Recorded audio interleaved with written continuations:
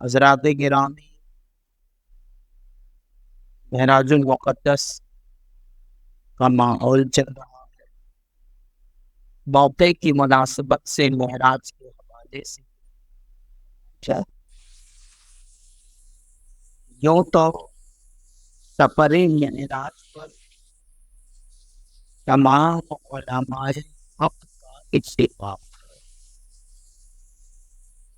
صحابہ سے لے کر اب تک کے جتنے علماء حق آئے اور دوسرے سب کا اس بات پر اتفاق ہے کہ اللہ کے نبی صلی اللہ علیہ وسلم نے رات کے تھوڑے سے حصے عالم بیداری کے اندر سفر معراج فرمایا،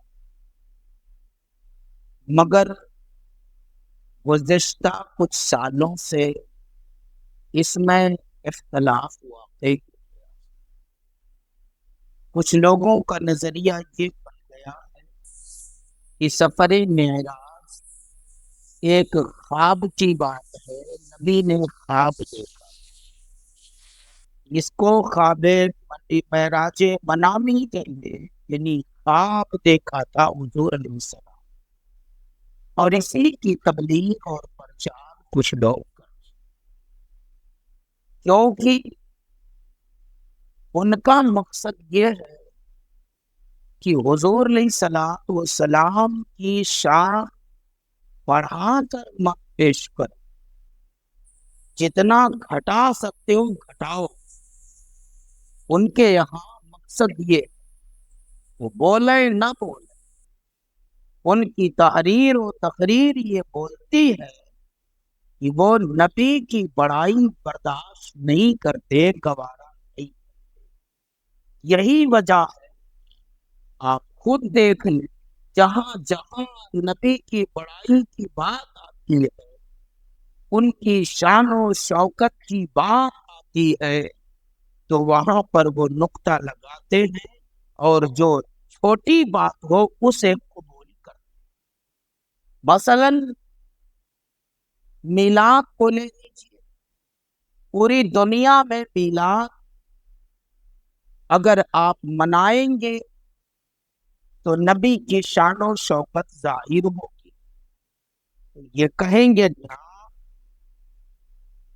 سب منا سکتے ہو، جو جشن چاہو وہ منا سکتے ہو،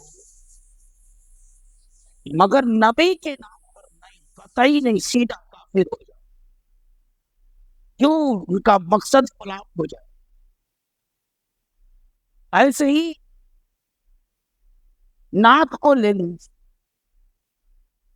دنیا میں لوگ کس کی کیا نہیں تعریف کرتے ہیں، گھر سے لے کر باہر تک تعریف کرتے ہیں۔ نعت مانے نبی کی تعریف، اگر نبی کی نعت کی بات کرو تو کہیں گے نہ، بالکل نہیں کر سکتے، کیوں؟ نبی کی بڑائی ظاہر ہو جائے گی اور یہ ہم کو گوارا نہیں، اس لیے جس کی تعریف کرنی ہے کرو، مگر نعت نہ پڑھو۔ یہی وجہ، ان کے یہاں ان کے بچے گانے سنتے ہیں، فلمیں دیکھتے ہیں، وہ سب ان کو کیا پتا گوارا ہے، لیکن نعت گوارا۔ ایسے ہی معراج، اب معراج میں دو باتیں، ایک جسمانی اور بیداری کی حالت میں، اور ایک خواب کی بات۔ تو جسمانی اور بیداری کی حالت میں مانیں گے تو نبی کی بڑائی ظاہر ہوگی، اس لیے کہا نہیں، خواب میں، اور خواب تو کوئی بھی دیکھتا، خواب تو کوئی بھی دیکھتا، اس لیے اس کو منع نہیں مانو۔ تو ان کے دل کے اندر جو نبی سے عناد قدورت بھری ہوئی ہے، منافقت، اسے کھلم کھلا پیش نہیں کر پاتے تو پیترے چلتے، آپ کے ساتھ آنکھ مچولی کھیلتے، دھوکہ دے۔ ایسے کو سمجھنا چاہیے، اور اس بات کی حقیقت کو سمجھنے کے لیے قرآن پاک کی وہ آیتیں جن میں معراج کا بیان ہے، ان کو پڑھنا اور سمجھنا بہت ضروری ہے۔ تاکہ آپ کو اطمینان ہو سکے۔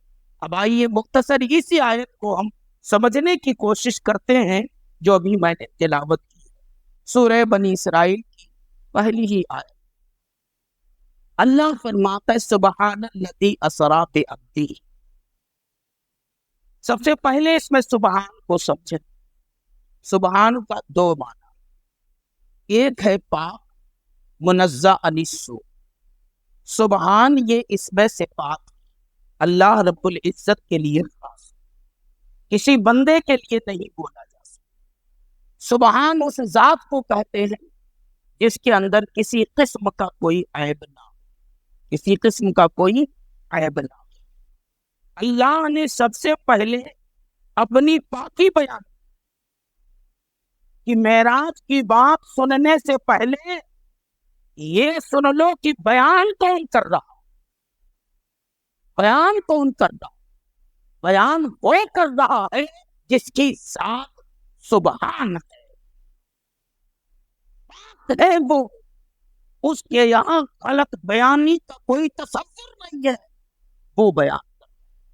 اب جو قرآن کے ماننے والے ہیں ان کے لیے تو لازم ہو گیا کہ جب اللہ کا بیان ہے تو اس کو ہم بڑی سنجیدگی سے سمجھیں اور اسی پر ڈٹ جائیں۔ سمجھو ایک بات، سبحان جب بیان کر رہا ہے تو اس کے بیان میں توڑ مروڑ کی کوئی ضرورت نہیں ہے، اس کے بیان میں جو اعلیٰ پانا نکلے گا وہ لیا جائے گا۔ تو مانے اگر نکلے، ایک اعلیٰ ہو ایک ادنا ہو، تو جو اعلیٰ ہوگا وہ مانا لیا جائے گا، کیونکہ بیان کرنے والا اعلیٰ ہے، بیان کرنے والا اعلیٰ ہے۔ ایک بات تو یہ۔ دوسری بات، سبحان کا استعمال کہاں ہوتا ہے؟ اہل عرب کے یہاں سبحان کا لفظ تعجب کے مقام پر استعمال، کہیں ایسا کوئی کام ہوتا ہے جو حیرت انگیز ہو تو وہاں آپ تعجب کرتے ہیں۔ جب کوئی کام انہونی ہو جائے، نہ ہونے والا کام ہو جائے، ناممکن ممکن ہو جائے، ایسا کوئی کام ہو جائے، تب آپ وہاں تعجب کرتے ہیں۔ تعجب کے مقام پر لفظ سبحان کا استعمال عرب میں۔ اب یہاں چونکہ رات کے تھوڑے سے حصے میں کہ گئے اور آئے تو بستر بھی گرم رہا، زنجیر بھی ہلتی رہی، اتنے قلیل وقت میں اتنا بڑا سفر مصطفیٰ نے کر لیا، یہ تعجب کی بات۔ اس لیے وہاں جو ہے سبحان کا لفظ ذکر کیا۔